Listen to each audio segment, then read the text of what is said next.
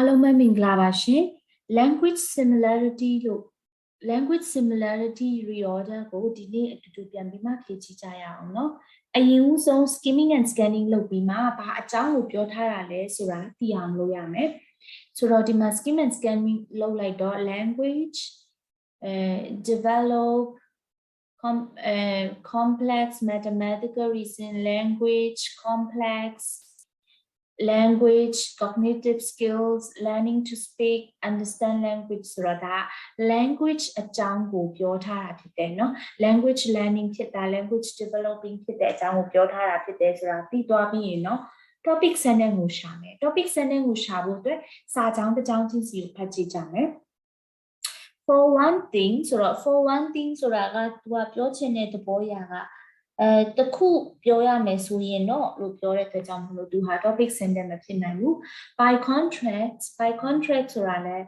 နိုင်ရှင်ပြီးမှပြောတာပေါ့နော်သူက different idea ကိုပြန်လာပေးတာဖြစ်တဲ့အတွက်ကြောင့်အရှိမတခုခုတော့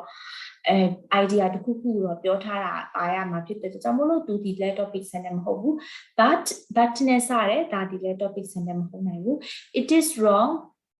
ပုံမှန်အားဖြင့်ဆိုရင်တော့ it နဲ့စလို့ရှိရင်သူကtopic sentence မဟုတ်ဘူးပေါ့နော်တခုခု pronoun တခုခုရှေ့ကိုညွှန်ထားတာမဲ့ဒီစာကြောင်းမှာတော့ it is wrong ဆိုတာအဲ့ဒါမားတယ်ဘာကိုမားတာလဲဆိုတော့ဒီမှာစာကြောင်းပြန်ရေးထားတယ်ဆိုတော့တေတော့မတေချာဘူးပေါ့နော် because ဒါဒီလဲ because နဲ့စရဲreason ကိုပြောပြထားတဲ့စာကြောင်းဖြစ်တဲ့အတွက်ကြောင့်မလို့သူဒီလဲ topic sentence မဟုတ်နိုင်ဘူးဆိုတော့ဒါတွေအားလုံးမလုံးဟုတ်နိုင်ဘူးဆိုတော့ဒီတစ်ကြောင်းဒီ it နဲ့စပြီးမဲ့သူဒီ introduction စာကြောင်းဖြစ်နိုင်တယ်ပေါ့နော် it is wrong however to exaggerate the similarity between language and other cognitive skills because language stands apart in several ways ဆိုတော့သူကို introduction အနေနဲ့ယူလိုက်မယ်ပေါ့နော် language နဲ့တခြား cognitive skills တွေဟာတူကြတယ်ဆိုပြီးမှချဲ့ကားပြီးပြောကြတာကတော့မဟုတ်နိုင်ဘူးပေါ့နော်ဘာဖြစ်လို့ဆို language ကသူကနေတူတက်ပေါ့ဆိုတော့နောက်ထပ်သူ့ရဲ့အတွဲတစ်ကြောင်းကိုရှာမယ်ဆိုတော့ဒီ reorder နည်းနည်းလို့ tricky ဖြစ်တယ်ပေါ့နော် for one thing လား by contracts လား but လား because လားဆိုတာအားလုံးကဟိုဖြစ်နိုင်နေတယ်ပေါ့နော်ဒီအရှိစာလုံးလေးတွေပဲကြည့်လိုက်ရင်ဖြစ်နိုင်နေတယ်ဒါပေမဲ့လည်းအတိတ်ပဲကိုစဉ်းစားပြီးမှရွေးမယ်ပေါ့နော် for one thing the use of language is universal or normally developing children to learn speak at one language and many learn more than one by contracts not everyone become proficient but just the opposite is true because everyone is capable of learning ဒီမှာနှစ်ခုပေါ့နော် language နဲ့ cognitive skill နှစ်ခုရဲ့ similarity ဆိုမှပြောတယ်ဒါပေမဲ့လည်း language ကတော့သူဟာသူတက်မြတ်တည်နေရပေါ့နော်ဆိုတော့ language အကြောင်းကိုပြောတာပဲဖြစ်လောက်တယ်ဆိုတော့ဒါပေမဲ့လည်းဒီစာကြောင်းတွေအကုန်လုံးမှာလည်း language အကြောင်းပါတယ်ဒီတစ်ကြောင်းပဲမပါဘူးဆိုတော့ဒီသုံးခုထဲတာပေါ့နော် but just the opposite ဆိုတော့ဒါကတော့မဖြစ်နိုင်တော့သေးဘူး because နဲ့ဒါနဲ့ဆိုတော့အတိတ်ပဲကိုတေချာစဉ်းစားကြည့်တဲ့အခါမှာတူတော့ဖြစ်နိုင်တယ်ပေါ့နော်တခုပြောရမယ်ဆိုရင်တော့ language ကိုတော့ universal ပေါ့နော် universal သုံးနေပါလို့ဆိုတော့လူတိုင်းကလည်းကလေးတွေကလည်း one language ပဲပြောတာမဟုတ်ဘူးပေါ့နော် more than one language they can learn ဆိုတော့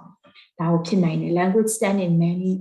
ways ဆိုတော့เนาะသူကအဲ့ဒါဖြစ်နိုင်တယ်ဆိုတော့ဒါပြီးပြီဆိုတော့သူ့ရဲ့အတွဲကိုရှာမယ် language အကြောင်းပြောတာမလို့ language အကြောင်းကိုပြောတဲ့ဟာပဲလားဒီတစ်ခုက language အကြောင်းကိုပြောတာမဟုတ်ဘူးเนาะ language အကြောင်းကိုမပြောတဲ့ဟာလားပေါ့เนาะသူတို့နှစ်ခုကတော့ language ကိုပြောတယ်သူကတော့ language မဟုတ်တာကိုပြောတယ်ပေါ့เนาะဆိုတော့ဘယ်ဥစ္စာဖြစ်မလဲဆိုပြီးမှဖတ်ကြည့်မယ်ဒီစာကြောင်းလေးကိုဖတ်ကြည့်မယ်ဒါကတော့ by contrast တခြားတစ်ဖက်ကနေပြောရမယ်ဆိုရင်တော့လူတိုင်းကတော့ပေါ့နော်ဒီမှာတခြားနေရာမှာတွေတော့မကျွမ်းဟိုလိုမျိုးပေါ့ proficient မဖြစ်နိုင်ဘူးပေါ့နော် mathematics မှာတွေ proficient မဖြစ်နိုင်ဘူးပြီးလို့ရှိရင်တချို့ကြတော့ပကြီး art မှာတော့တယ်ဒါမဲ့တချို့ကြတော့တချင်းတောင်ဖြောင်းမစုံနိုင်ဘူးတဲ့သူကဒီလိုရေးထားတယ် but just the opposite is true language is one of the most complex of all human cognitive abilities ဆိုတော့ cognitive abilities အကြောင်းကိုပြောရတယ်နော် cognitive ဒါပေမဲ့လည်းတဲ့ cognitive abilities တွေကသူက one of the most complex ဖြစ်တယ်တဲ့ because everyone is capable of learning to speak and understand language it means seem to be simple လေနော်ဘယ်ဟာလဲမရွေးတတ်နေဘူးဒီမှာ because by contrast တိုးတော့ပိုဒီမှာဖြစ်ဖို့များတယ်ပေါ့နော် language က universal ဖြစ်တဲ့အားလုံးကသင်နိုင်တယ်ပြောနိုင်တယ် more than one language ပြောတယ်ဒါပေမဲ့လည်းအားလုံးကတော့normally developing children ကလေးတွေအားလုံးနီးပါးလောက်ကဖြစ်နိုင်တယ်ဒါပေမဲ့ဒါအားလုံးနီးပါးတော့မဖြစ်နိုင်ဘူး not everyone become proficient ပေါ့နော်တစ်ဖက်ကနေနိုင်ရှင်ဆိုတော့သူတို့နှစ်ခုပို့ပြီးအတွေ့ဖြစ်ပုံများတယ်နော်ဆိုတော့အခုကတော့ဒီလိုပဲစဉ်းစားပြီးဖတ်ကြည့်မှတွေ့ထားမယ်အားလုံး arrange လုပ်ပြီးတွိုင်းတော့တစ်ခါပြန်ဖတ်ကြည့်ကြမယ်ပေါ့နော်ပြီးရင်သူ့ရဲ့နောက်ထပ်အတွေ့ကိုရှာမယ်But just the opposite is true because everyone is capable. ဒီမှာပေါ့နော်ဒီမှာ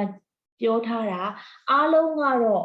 proficiency တနည်းအားဖြင့် proficiency မဖြစ်နိုင်ဘူးတချို့ကြတော့လည်းကြီးဆွဲတော်တယ်ဒါပေမဲ့တချို့ကတချင်းမှမဆိုတတ်ဘူး because everyone is capable of learning to speak and understand language it may seem to be simple ဒါပေမဲ့ဒီအရှိမပြောတယ်နော်သူကကလေးတိုင်းအားလုံးမိဘဟာ at least one language ကတော့ပြောနိုင်တဲ့အပြင်သူကဒါထပ်ပိုပြီးမှလည်းတင်နေပေါ့နော်ဆိုတော့ဒါကိုကြည့်ချင်းအဖြစ် learning to speak and understand language ကိုကြတော့တင်ယူလို့ရတယ်နားလည်နိုင်တယ်ဆိုတာ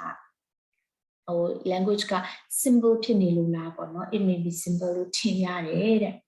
it may be simple လို့ထင်ရတယ်တဲ့ဒါပေမဲ့လည်း complex ဖြစ်တယ်လို့ပြောလို့ဆိုတော့ဒီဟာတော့အရင်မလာနိုင်တော့ဘူးပေါ့နော်ဒါပြီးမှတူလာရမယ် it may be simple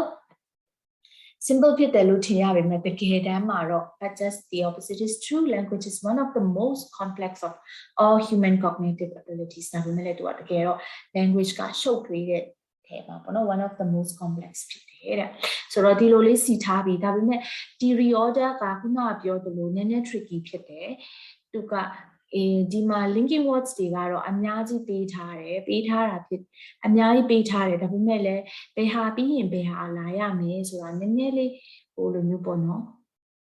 ရှာဖို့နည်းနည်းခက်တယ်ပေါ့ဆိုတော့သူကတစ်ခုချင်းစီကိုဖတ်ကြည့်ပြီးမှအတိတ်ပဲလေးတွေနဲ့စဉ်းစားသွားပြီးမှစီမှပဲအဆင်ပြေမယ်ပေါ့နော်အခုလဲဒါစီတော့စီထားလိုက်ပြီဒါပေမဲ့မန္တလားမာသလားသိရအောင်လို့